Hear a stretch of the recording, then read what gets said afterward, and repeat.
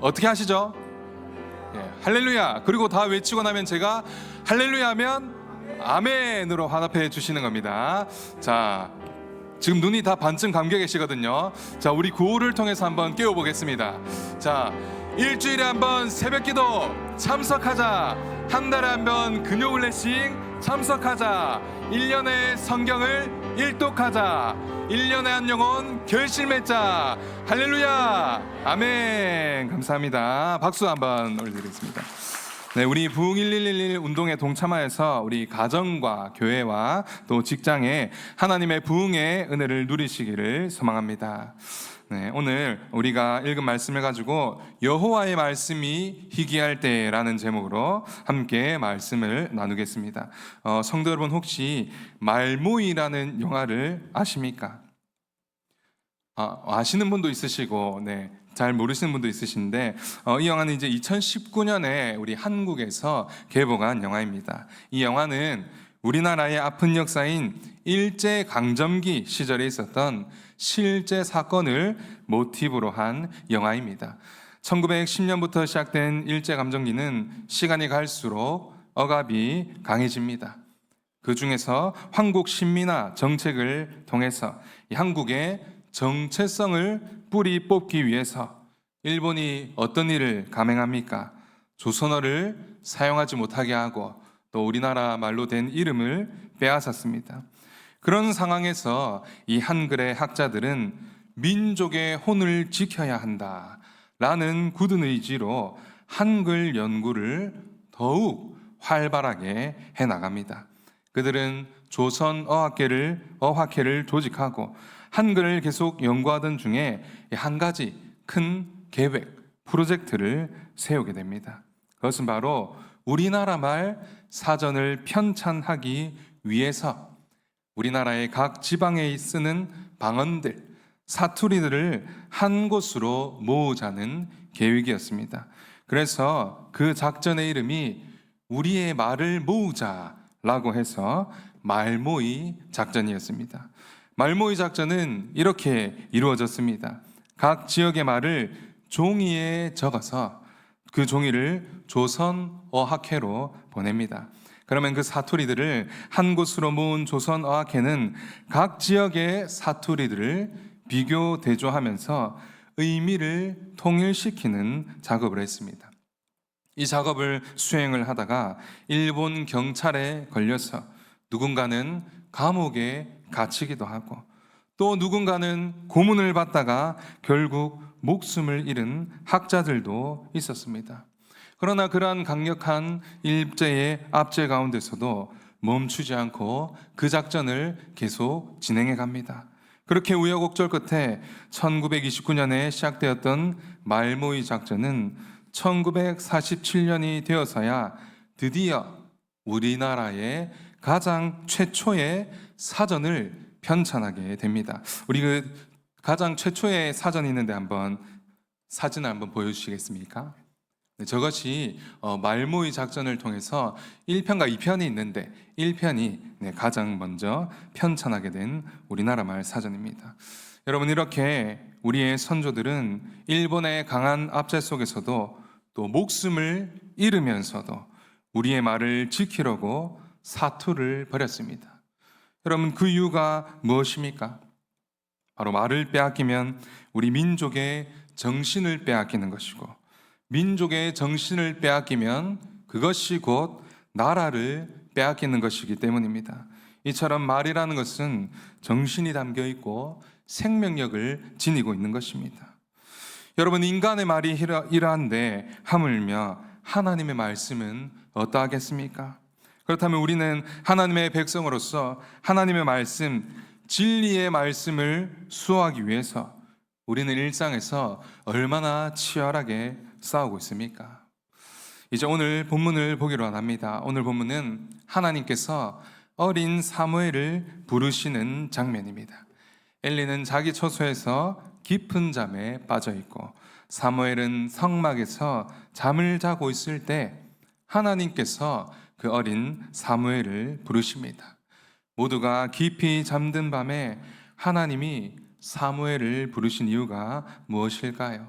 오늘 우리가 읽은 말씀을 온전히 이해하기 위해서는 이 당시에 이스라엘의 시대적인 분위기가 어떠했는지를 우리가 먼저 살펴보아야 합니다. 3장 1절의 말씀에 그 시대의 분위기를 잘 말해주고 있습니다. 제가 읽어드리겠습니다.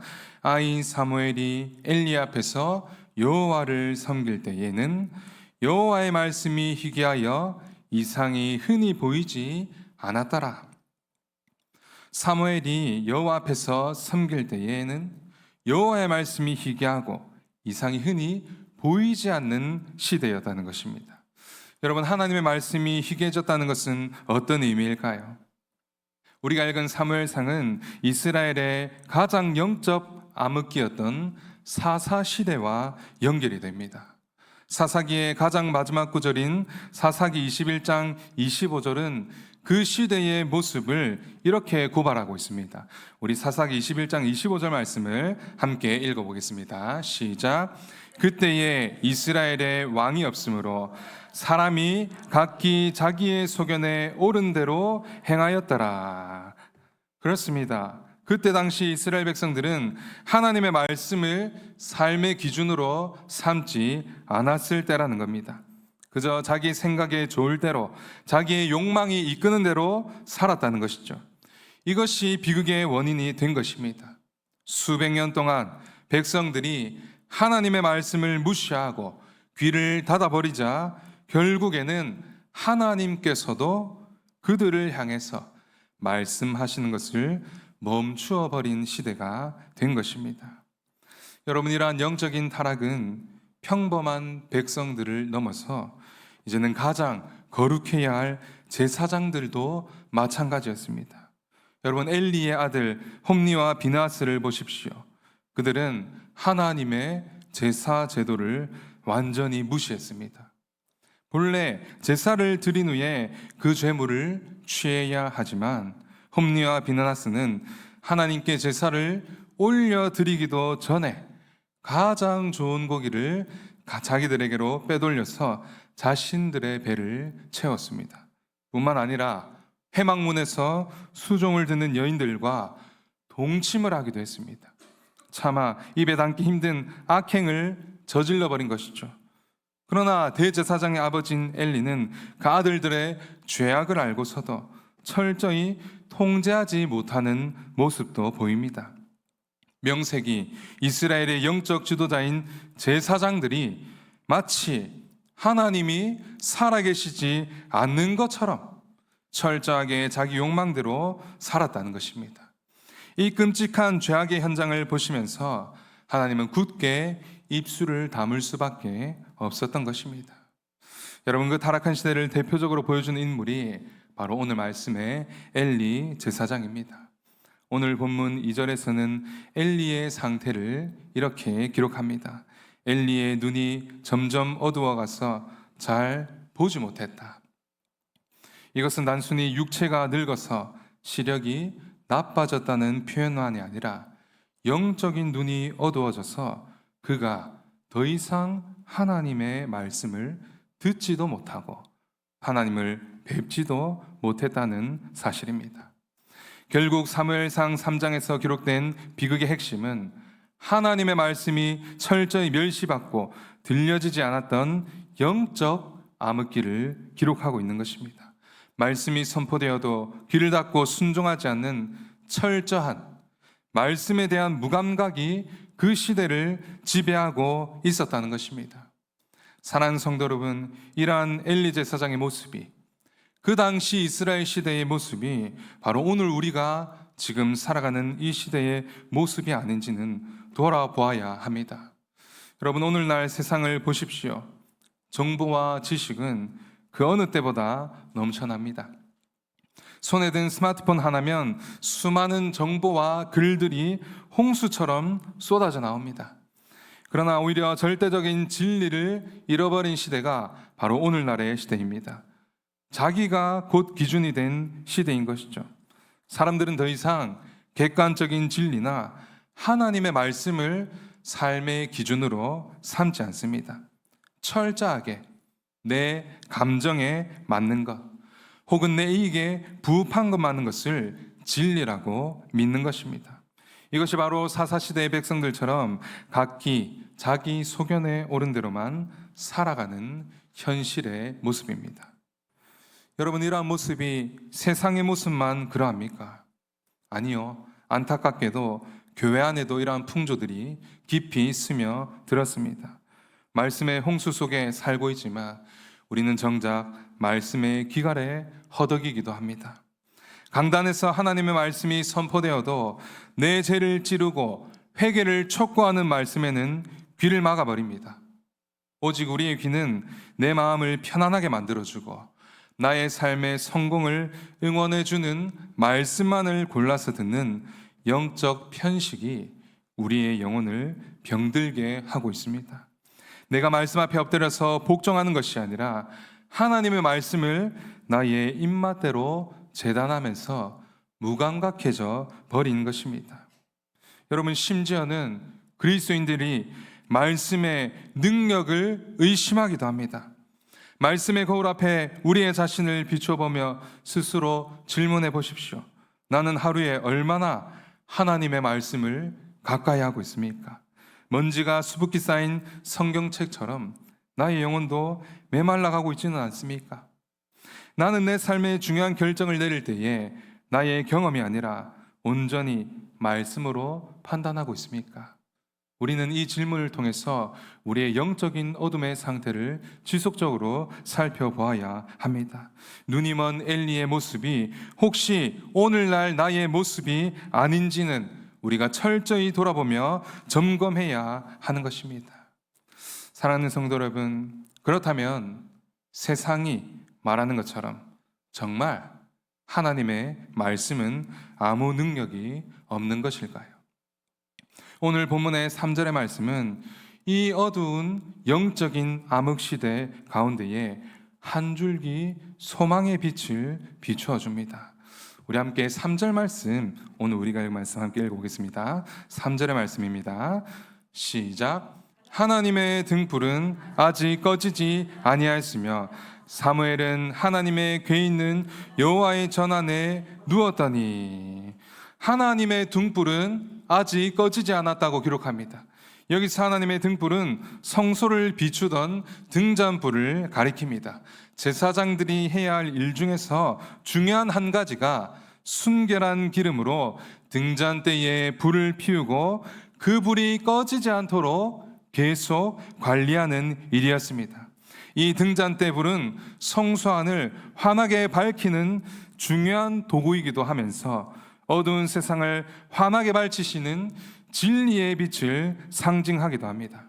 그러니 하나님의 등불이 아직 꺼지지 않았다는 사실은 그 어두운 시대 가운데서도 여전히 빛을 밝힐 소망의 불빛이 한 줄기 남아있다는 것을 우리에게 말씀해주고 있는 것입니다. 그리고 하나님의 등불이 아직 꺼지지 않았다는 사실과 함께 하나님은 사무엘을 부르기 시작합니다.